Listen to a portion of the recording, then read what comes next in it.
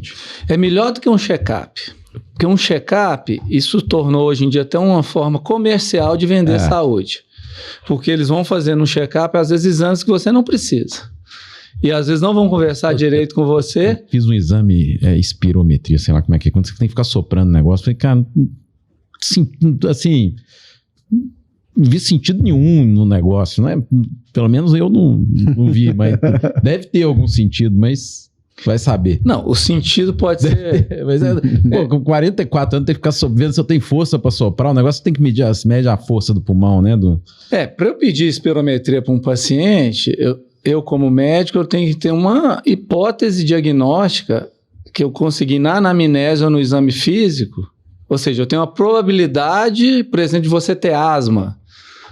Aí eu vou pedir espirometria. Ou se você fumou a vida inteira. Foi isso. Então foi por isso. É porque lá alguém me perguntou se fumei e tal. Já fumei, mas um cigarrinho. Não, aí teria indicação. Tá vendo? Você está falando que o seu... que o seu é mais completo. Você vê o paciente de uma forma mais holística, talvez, o termo, ou não de uma forma de um todo, assim? Porque para você fazer diferença na vida do paciente, não adianta você ver ele uma vez. Óbvio que por trás da palavra check-up pode ter... Eu tô criticando o check-up que tem por aí. O comercial, né? É o comercial.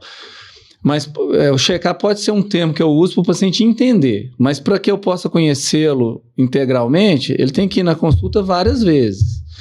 Principalmente o paciente idoso, eu não vou esperar ele adoecer para ir me procurar. Ele tem que fazer visitas ao consultório de maneiras rotineiras.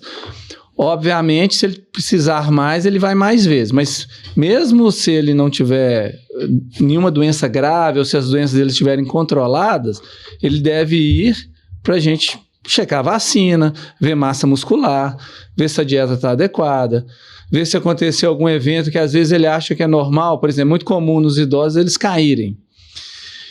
E não é normal cair. Mas às vezes a pessoa acha que é normal. A gente teve um presidente aí que caiu esses dias.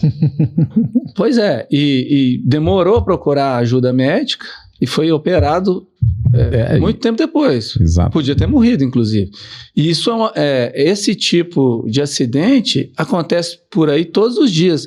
Então, assim, já é uma informação relevante. Não, é legal porque ele deu entrevista, e independente de política, tá? Odeio falar política, eu já disse isso.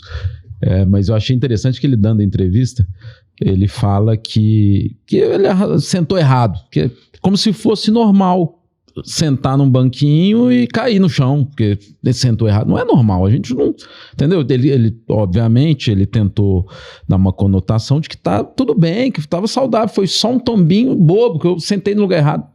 Não acontece isso. A gente não tem tombinho bobo de rachar a cabeça no chão porque você sentou no lugar errado. Que eu acho que está linkado com o que você disse, que não é normal cair, né? A gente não é feito para cair. Exato, e tem uma série de outras coisas. Por exemplo, muitas vezes nós não percebemos que estamos adoecendo. Então, podemos ter alguns sintomas de ansiedade, de depressão. A queda pode ser um sinal de alerta, né? Que eu tenho que investigar como é que está a alimentação, como é que está a massa muscular, como é que estão as rotinas, se está fazendo esporte. Então, por isso que o termo check-up pontual não é bom. É um cuidado continuado, é um cuidado ao longo da vida. Eu sinto que o check-up, agora eu captando bem o que você fala, porque check-up é comercial, o termo check-up é para vender. Eu falo que eu faço check-up e tal, não tem que fazer check-up, você tem que fazer acompanhamento. Você tem que ser rotineiro, né? Depois dos 40 você tem que fazer. Cara, você tem que fazer, mas você tem que ter um acompanhamento de rotina e tal. Não é porque... Não é um pacote que você compra, não é só ver exame e ver se está tudo certo. Eu, durante grande parte da minha vida, eu fiz esporte. Desde que eu me lembre... que eu existo, eu fiz algum tipo de esporte. Igual a gente começou falando aqui.